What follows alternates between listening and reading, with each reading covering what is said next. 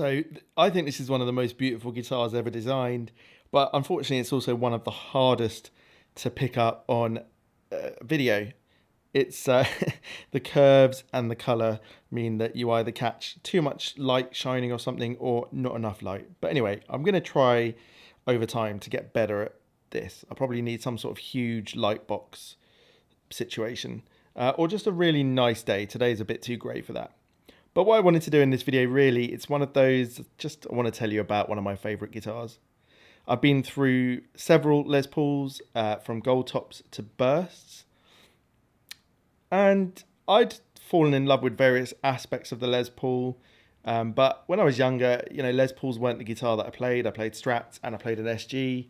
So I had found this type of guitar not to be very ergonomic. So you might wonder how just a few years later, after buying my first Les Paul, I've ended up with the least ergonomic type of Les Paul. That is the Les Paul Custom. Now, the Les Paul Custom started in 53 and went up to 60, with some in 61 before it transitioned to the double cutaway SG type. Now, they're mostly of the 3 pickup type. Some of them have 2 pickups. This one has the Bigsby, which is what I wanted. Just, I love the look of it. I like to occasionally use a Bigsby, and I think from my experience with Bigsbys, it adds something to the sound just by all that extra metal. It does something. But what makes the Les Paul Custom particularly unique amongst Les Pauls is basically it's an all mahogany body with no maple cap. Secondly, the fretboard is ebony rather than rosewood. And then you've got all this extra binding. But in terms of actual differences to the sound, the body being mahogany will make some difference and the ebony another difference. Now, this one basically weighs 11 pounds. I could anchor a ship with it or get through a zombie apocalypse by just hitting things in the head if I could keep swinging it. But it is heavy, and the Bigsby means it's quite heavy down at one end. I don't mind that particularly. I'm sitting down playing mostly in this room, and so I just want a guitar with the best sound. Now, it's taken me a long time to make this video because it took me a long time to get used to playing with 3 pickups. I basically hit some of the pickups quite often. And that's an issue with this sort of guitar that you just have to get round somehow.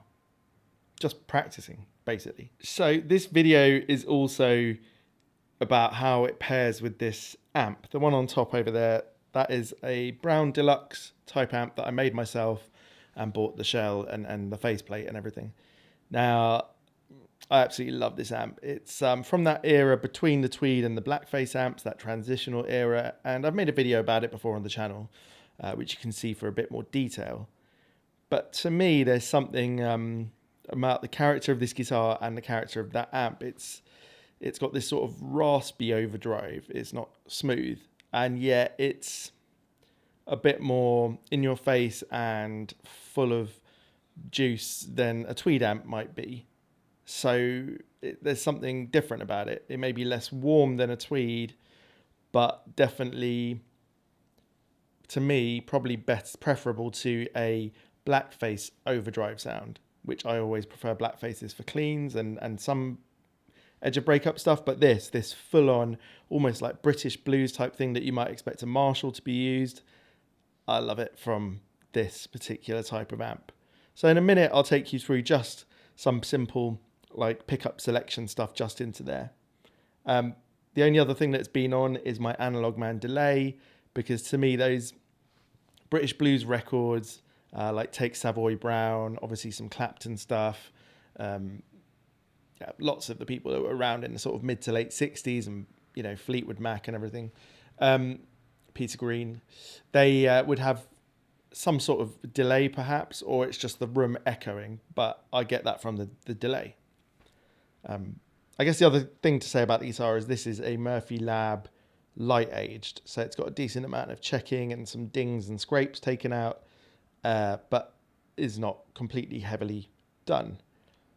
Right, I think we should hear a bit more of this amp and guitar. I'm in the Bright channel and I'm going through this Magnatone cab, which has the Magnatone speaker in there. I've played it through my Marshall 2x12 before with the greenbacks, and it sounds great and slightly different there. Maybe I'll do a video comparing them. But yeah, let's hear a bit more from this guitar, and I'm going to turn the amp down a bit to get it a bit cleaner.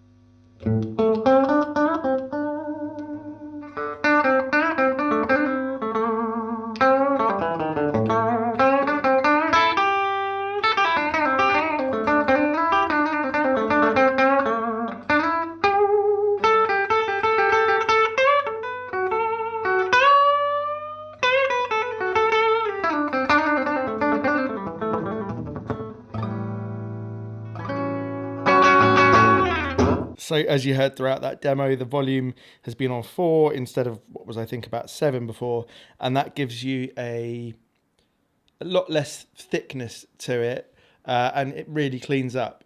The clean is somewhere between a tweed and a blackface. It's a lot less warm than the tweed, but it's not quite as glassy as the blackface. So it is somewhere in the middle, but it's got a lot of sort of lovely harmonic content to it, and I think it's just actually a really usable tone for all sorts of music, whereas often, you know, some amps have been pigeonholed. I don't think these ones have, and the fact that they can do that really raw sort of overdrive gives you a lot of bandwidth to do all sorts of stuff.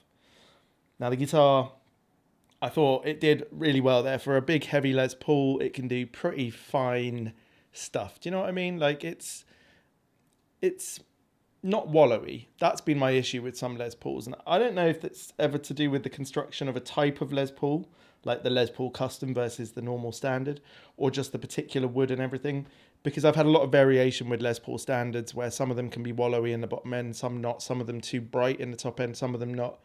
But the few Les Paul Customs I've played have been more even across the board, like less wallow in the bottom end and less shrillness in the top end.